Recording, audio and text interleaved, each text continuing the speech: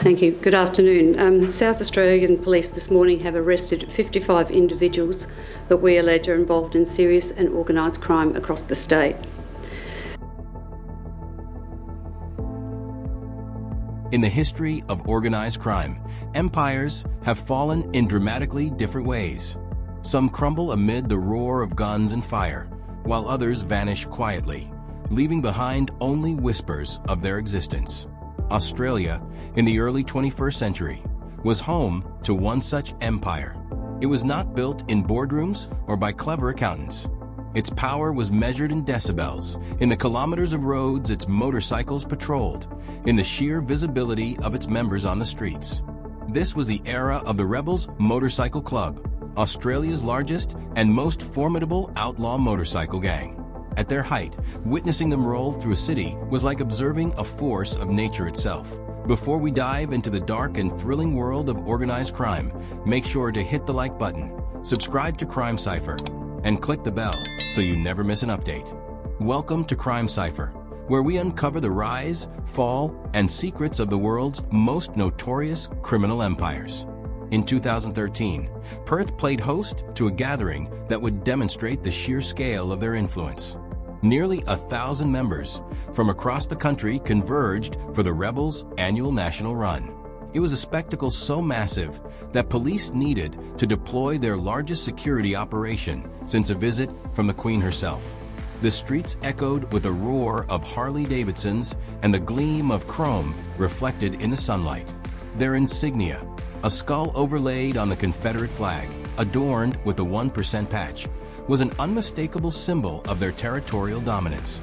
They were loud, they were visible, and they were untouchable, or so it seemed. And then, as if by some silent decree, the roar faded.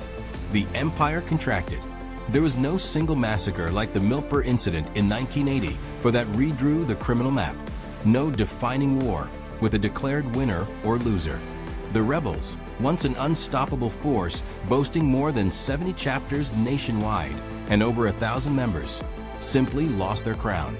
How could an organization, forged over decades in violent turf wars against the likes of the Bandidos and Rock Machine, vanish not in a blaze of bullets, but in a whisper? The answer lies not on the streets, but in the confluence of criminology, technology, and globalization. This is the story of how a once dominant criminal empire faced extinction, not from brute force, but from a paradigm shift in the nature of organized crime. The Rebels were dinosaurs of an analog era, built on visibility, intimidation, and tribal loyalty. They had conquered territories with muscle, marked their power with leather and chrome, and built a culture of spectacle. They faced a new kind of predator, a stealthy, corporate-like criminal syndicate that understood that true power in the 21st century is not displayed publicly. It is managed in the shadows. The shift wasn't gradual, it was seismic. As technology tightened its grip on the world, criminal organizations evolved faster than the laws written to stop them. Encrypted markets replaced back-alley deals. Money no longer traveled in duffel bags, but across invisible digital corridors. In this new landscape, the criminals who thrived were not the loudest or the most feared. They were the ones who left no trace. The Rebels, built for a world of physical intimidation and territorial control, suddenly found themselves struggling to understand criminal tactics engineered for a hyper-connected age. The rise of this new predator began thousands of kilometers away in the Balkans. The Albanian Mafia, emerging from the chaos of post-communist Albania in the 1990s, did not rely on visibility or theatrical displays of power. The collapse of the state, endemic corruption, and financial ruin created fertile ground for a sophisticated new form of organized crime. Their operations were stealthy, strategic, and highly disciplined. Instead of conquering territory through force, they conquered markets through control of supply chains and infiltration of legitimate systems. Their structure was built on family clans, bound by blood, and a strict code of honor known as BESA, meaning trust and keeping promises. This model made them virtually immune to police infiltration and far more adaptable than the visible hierarchical rebels. Their operations expanded with almost surgical precision. Ports, customs agents, transport companies. Each became a potential node in a vast network. The Albanians didn't need to paint their colors on city walls or patrol the streets in loud formations. Their power flowed quietly through supply chains and bank accounts. Where the rebels intimidated, the Albanians infiltrated. Where the rebels built brotherhoods, the Albanians built unbreakable systems. It was a completely different philosophy of dominance, one based not on loyalty tattoos, but on economic leverage. Meanwhile, the rebels had evolved into an empire defined by spectacle. Their criminal operations reflected the culture of their subculture. Clubs were fortified, motorcycles were paraded through city streets, and symbols of loyalty were prominently displayed. The hierarchy was strict, but cohesion relied heavily on personal loyalty and shared identity. This approach had worked for decades, keeping rivals at bay and creating a clear map for law enforcement to track. For the rebels, visibility was both strength and vulnerability. It allowed them to intimidate, to unite, and to dominate, but it also left them exposed to legal scrutiny, raids, and anti-association legislation. The laws were changing, too. Anti-bikie legislation in states like Queensland and Western Australia made public gatherings of patch members a crime. Police could stop, search, and detain them simply for appearing together. Clubhouses were demolished or seized. The very culture that once served as their backbone, visibility, unity, spectacle, became a legal weapon used against them. While the rebels clung to their traditions, the world around them designed new rules specifically to suffocate organizations built in the open. Central to this empire was Alex Vela, known in the underworld as the Maltese Falcon. Born in Malta in 1953, he arrived in Australia in the 1960s and rose from humble beginnings to become a bricklayer, bouncer, and eventually one of the most feared figures in organized crime. He joined the rebels in 1972 and became national president in 1973, a position he would hold for over 4 decades. Vela was both philosopher and warrior, combining street violence with strategic acumen. He invested $225,000 from a motorcycle accident settlement into a motorcycle import business, laying the foundation for financial power that complemented his criminal dominance. Under Vela, the rebels were nearly untouchable. Despite massive police operations and investigations, he remained largely free, his authority unchallenged. However, this centralized power, which had enabled cohesion, also created fragility. When leadership is concentrated in a single figure, their removal can collapse the entire structure. And this would ultimately prove fatal. While the rebels focused on visible displays of dominance, the Albanian syndicates quietly built a globalized infrastructure for criminal enterprise. Their operations were decentralized, using facilitators, real estate agents, and corrupt insiders to infiltrate legitimate markets. They engaged in vertical integration, acquiring cocaine directly from Colombian cartels, cutting out intermediaries, and drastically undercutting rivals in price and purity. Where the rebels relied on leather, chrome, and intimidation, the Albanians relied on logistics, secrecy, and corporate efficiency. In Australia, the rebels' analog model proved increasingly obsolete. Internal decay compounded their external threats. Internal politics became warfare.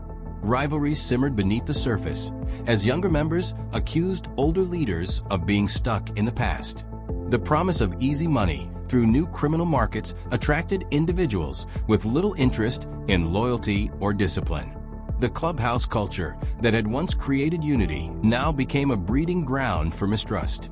Whisper networks formed, alliances broke, and what had once been a tightly bonded brotherhood began to look more like a corporation collapsing under its own outdated management. Generational shifts brought in members more interested in profit than loyalty. The culture of brotherhood that had once held them together began to crumble.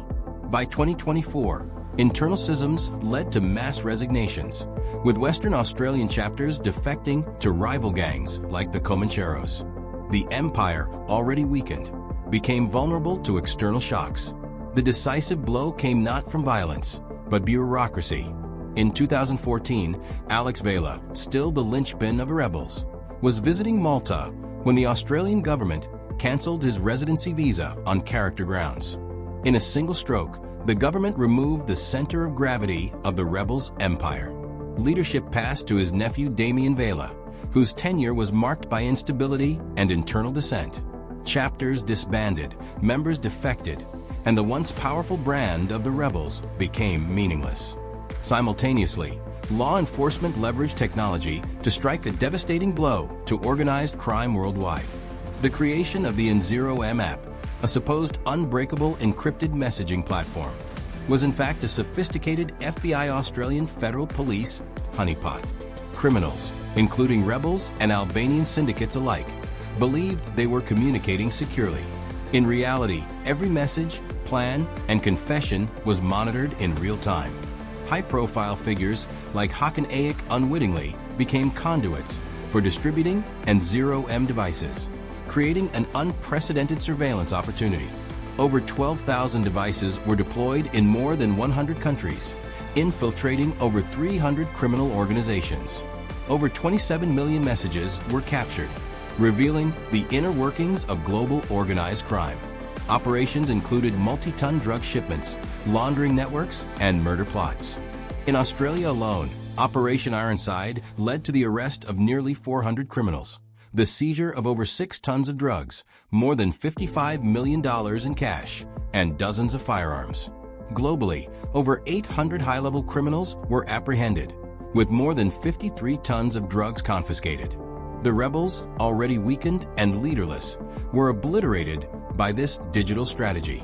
Chapters dissolved, members defected to rivals, and the brand that once instilled fear became a relic of history. Their analog model, reliant on visibility, intimidation, and loyalty, was extinct.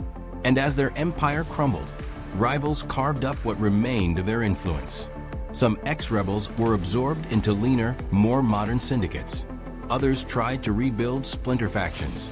But without leadership, money flow, or cultural cohesion, these fragments dissolved almost as quickly as they formed. The fall of the rebels created a power vacuum in Australia's underworld. But it wasn't filled by motorcycles or leather patches. It was filled by networks with encrypted phones, offshore assets, and international supply routes, criminal ecosystems engineered for the digital age. In contrast, the stealthy, decentralized Albanian mafia survived, demonstrating that in the 21st century, power lies in anonymity, efficiency, and adaptability.